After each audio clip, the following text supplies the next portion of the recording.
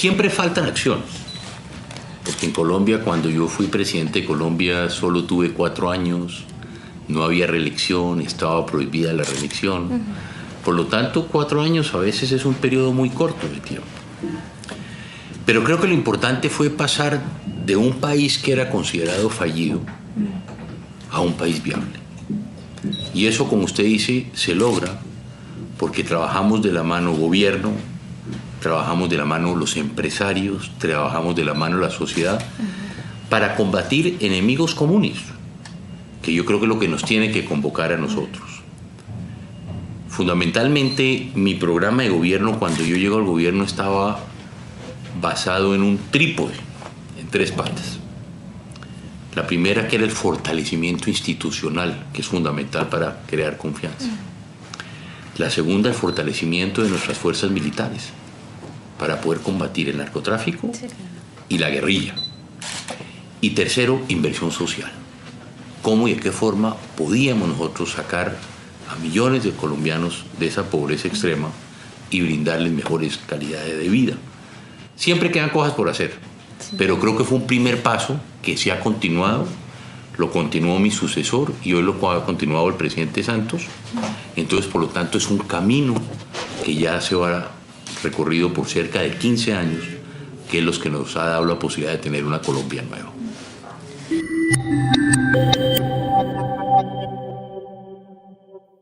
Somos distintos, hemos sido, por ejemplo, yo soy un miembro del Partido Conservador, el presidente Uribe era miembro del Partido Liberal, posteriormente crea su propio partido, el presidente Santos también era del Partido Liberal y termina en el partido del presidente Uribe. Pero creo que lo que transformó a Colombia y lo que nos dio la posibilidad de construir ese nuevo país fue el Plan Colombia, que yo lo propongo antes de la campaña electoral, lo desarrollamos en mi gobierno, basado en esos 3 elementos que le mencioné anteriormente, lo continúa el presidente Uribe durante sus 8 años de gobierno y lo ha continuado el presidente Santos durante estos 5 años que lleva ya el gobierno. Entonces lo que ha permitido es que tuvimos una política de Estado y eso genera confianza. ¿Cuál es la política de Estado? La que no importa qué partido esté en el gobierno, sino que se está pensando es en el largo plazo. No importa el color, el partido, el interés político, sino pensando simplemente en su país, en este caso en Colombia. Así es.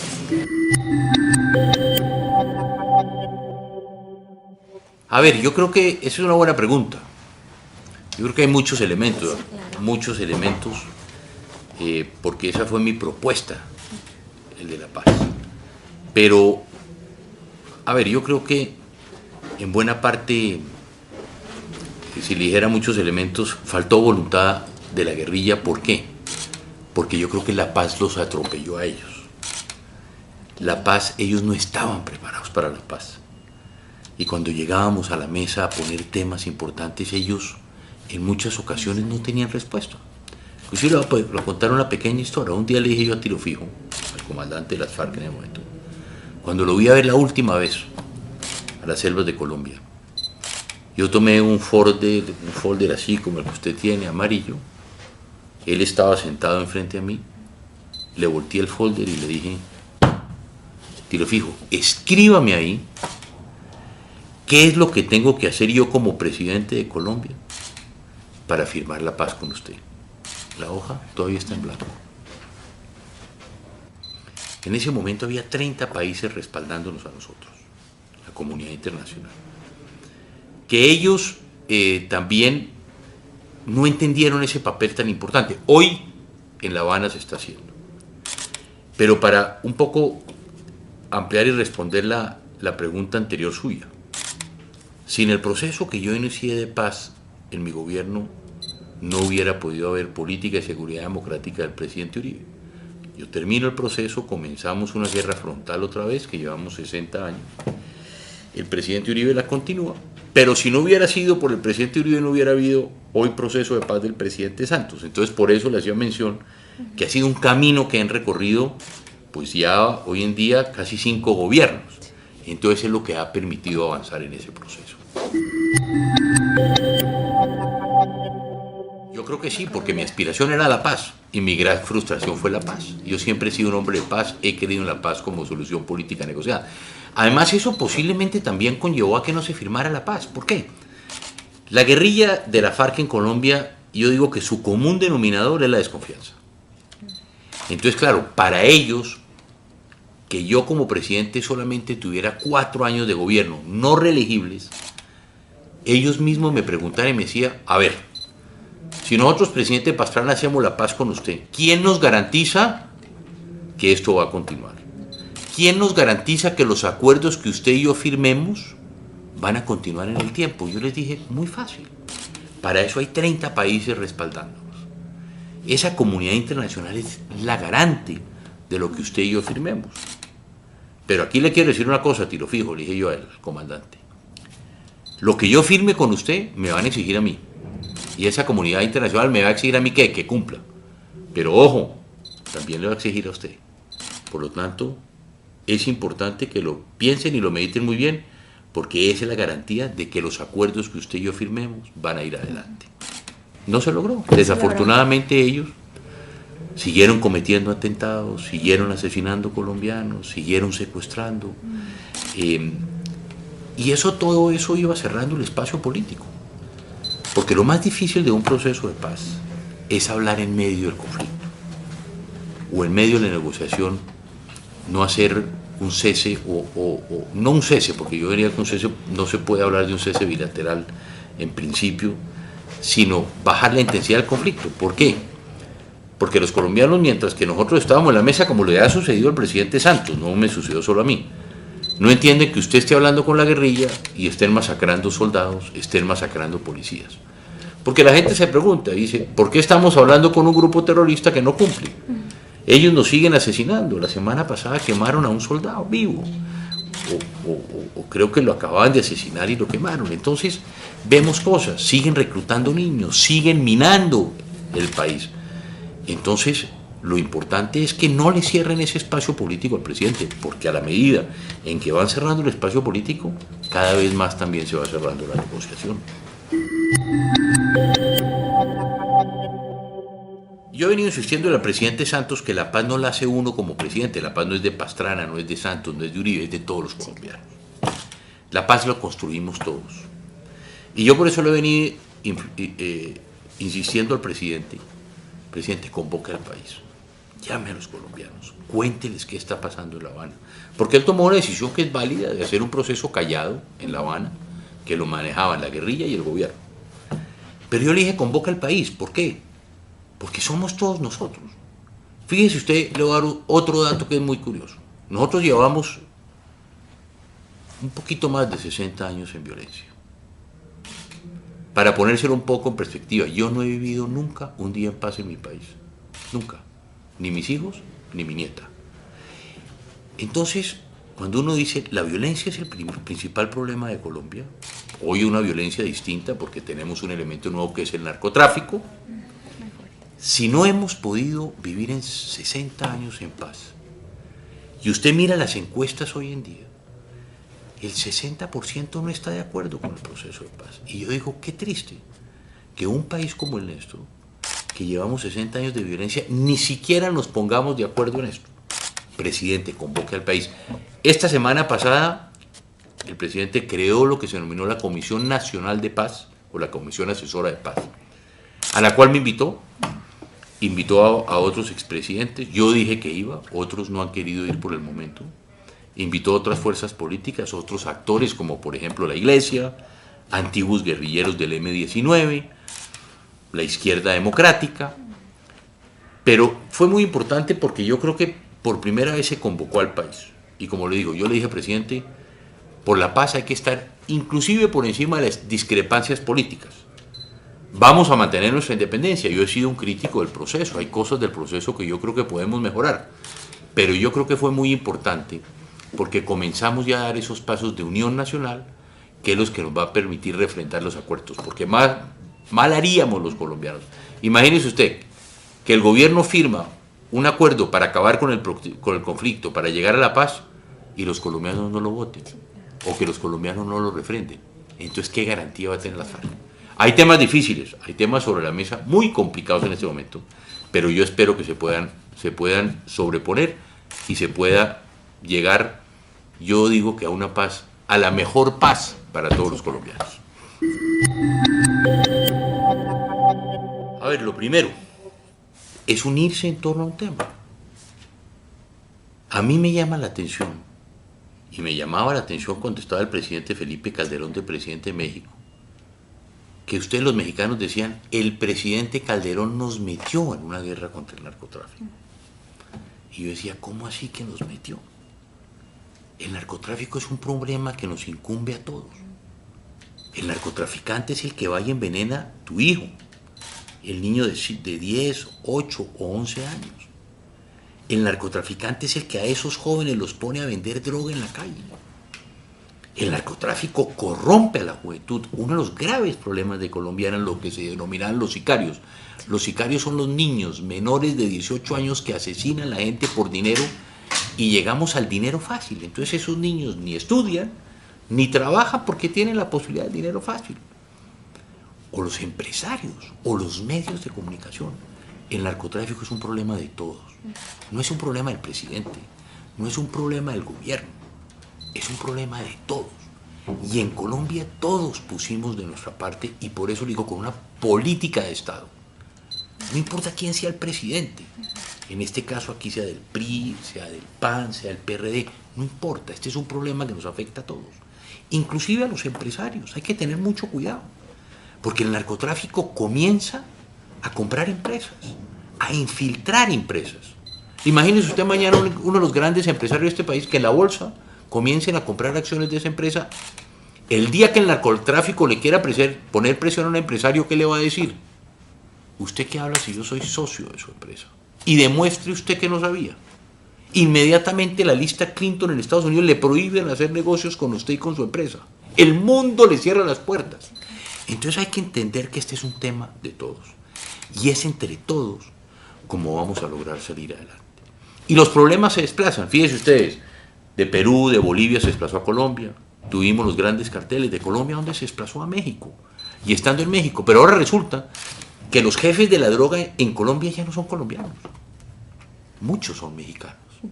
Que fue lo mismo que sucedió en Colombia con Pablo Escobar y con el cartel de Cali y Medellín, que reemplazaron los carteles bolivianos y peruanos para convertirlos en colombianos. Y eso mismo viene sucediendo. Y eso se va a desplazar. Porque México es un país fuerte, México es un país con instituciones. Por eso la importancia, uno de los temas más importantes para generar confianza es el tema institucional. Hay que fortalecer las instituciones.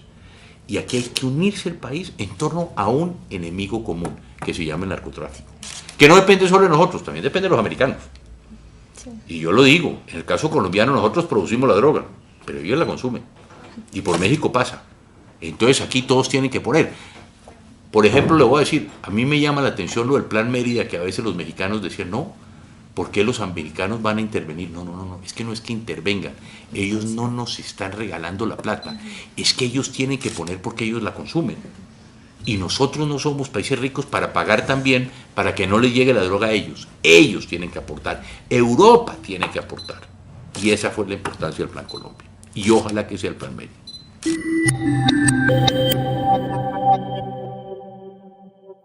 A ver, son muchas las acciones que se pueden tomar. Primero, crear conciencia que es un problema de todos, que el narcotráfico no es un problema del gobierno. Como le digo, aquí me llamaba la atención que aquí lo han catalogado como un problema del gobierno. Hay experiencias que hemos tenido nosotros, por ejemplo, en el tema del lavado de activos. Es muy importante la experiencia colombiana, cómo poder cerrarle las puertas para evitar que el narcotráfico penetre empresas, penetre los sectores productivos del país. Todo el tema de la policía, del ejército, cómo y de qué forma nosotros creamos mecanismos para tener una policía y un ejército menos corrupto, cómo y de qué forma podíamos ir detrás de los jefes de la droga. Creamos, por ejemplo, los bloques de búsqueda. Con los bloques de búsqueda cayeron en buena parte los jefes de la droga en Colombia. Y por último, en el caso colombiano, que es distinto al mexicano, es mucho intercambio de información, ¿no? Yo creo que es importante, México, Colombia, Estados Unidos, Europa, que intercambiemos información. Porque aquí la clave, creo yo, en combatir el narcotráfico en buena parte hay que golpear el bolsillo de los narcotraficantes. Lo que le duele a los narcos es el bolsillo. ¿Cómo y de qué forma podemos golpear el bolsillo? Evitar que ese dinero llegue donde ellos. Y hoy en día Europa también es fundamental. Aquí tenemos el Caribe, como todas estas rutas, aquí todos tenemos que poner. Los colombianos hacer nuestro trabajo en Colombia, los países europeos que están en el Caribe, los americanos y los caribeños controlar para que no llegue esa droga aquí a México. Porque por último también, y hay que tener en cuenta, es que los países de paso de la droga terminan siendo consumidores. Y ese es un problema también que tenemos que evitar en México. Que México se convierta en un país consumidor como se convirtió Colombia. Entonces hay que buscar esos mecanismos. Pero yo digo, esto es creando confianza en nuestras instituciones, fortaleciendo nuestras instituciones, que yo creo que es un aspecto importante. En buena parte también, y por eso digo que el caso colombiano es distinto, había que hacer mucha inversión en sustitución de cultivos y en política social. En México también puede suceder que mucha de la gente que está vinculada al negocio es porque no tienen de qué más vivir y les pagan algo para que puedan vivir. Entonces por eso hay que también hacer inversiones en ese sector social, para erradicar esa pobreza, pero también para evitar que estos hombres o mujeres caigan en el tema de la droga. Los líderes tenemos que tomar macrodecisiones, y líder soy yo como político o son los empresarios como empresarios en cada una de sus empresas.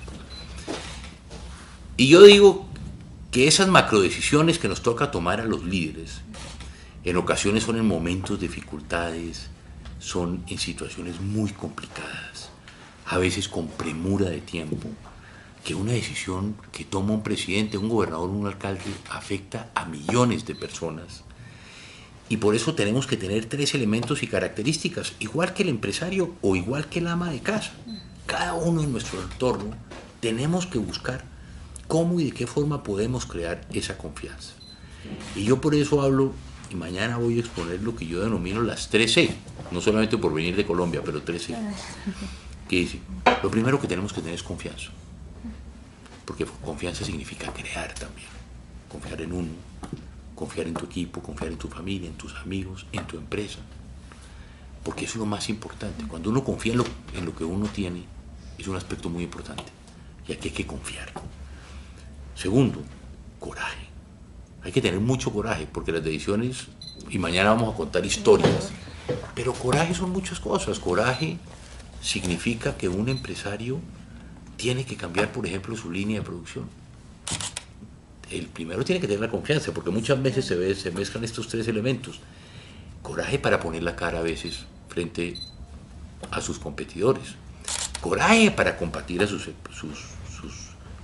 opositores también o sus enemigos.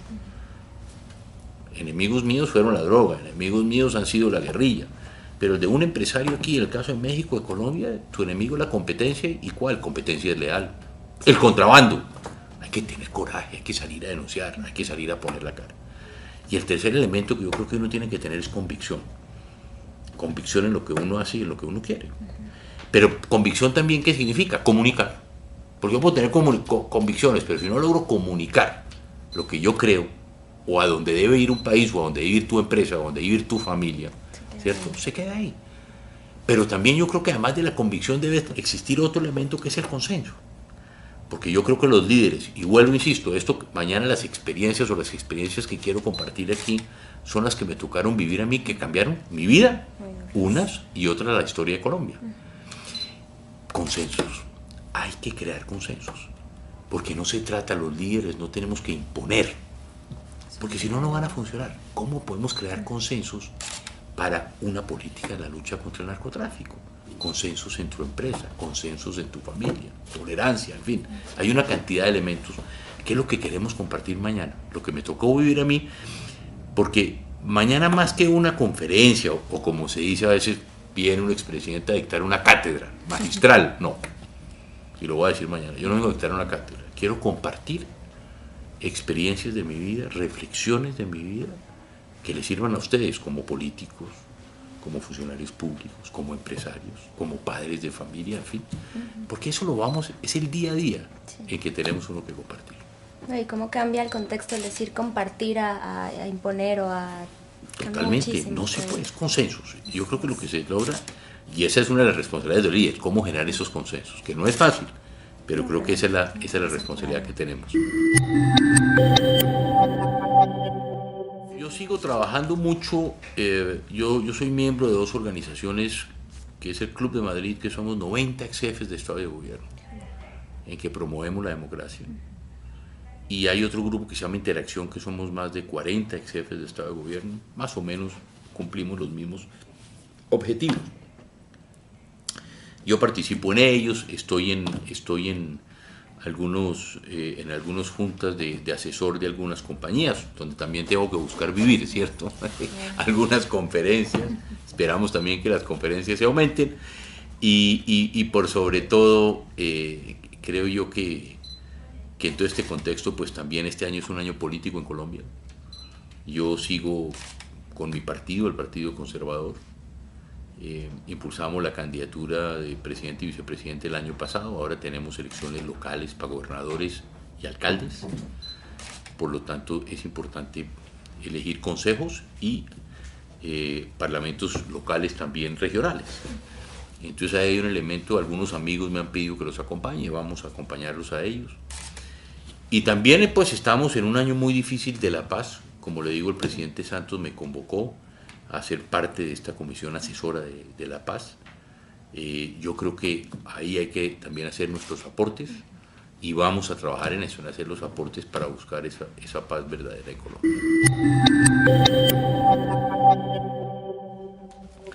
Yo siempre quise y lo que he creído como un hombre de paz. Hombre de paz. Porque al fin y al cabo ese fue toda la carta política que yo me jugué, mi prestigio, todo me lo jugamos por la paz, con críticas. Porque además yo siempre digo, lo fácil es hacer la guerra, lo difícil es hacer la paz. Y yo siempre he creído en una solución política negociada al conflicto colombiano. Y vamos a tener que ser muy imaginativos para lograr esa paz en Colombia. Que no es solamente la firma de un acuerdo, porque a veces la gente también cree que la paz llega porque se firma un acuerdo gobierno-guerrilla. No, la paz hay que construirla. Y la paz nos vamos a demorar años. Porque hay una cultura complicada en el país, tenemos problemas, por ejemplo, como el minado. ¿Cuántos niños han perdido sus piernas? ¿Cuántos soldados han muerto? ¿Cuántos niños? ¿Cuántos civiles? ¿Cuántas mujeres? ¿Cuántos hombres en Colombia han muerto por el tema del minado? Esperamos que la FARC no solamente informe dónde están esas minas, sino adicionalmente aporte, porque también hoy la FARC es el tercer grupo terrorista más rico del mundo. Por lo tanto, ahí hay un tema bastante difícil. Y siempre creo yo que también lo que busco uno recordar es que trabajamos por buscar un mejor país. De eso es lo que se trata. Esa fue la carrera que escogimos, prestar servicio a nuestro país. Y esperamos que en eso, hasta los últimos días, hasta nuestra muerte, seguir trabajando por eso, por una Colombia mejor. ¿Para quién? Para su gente, que es lo más importante.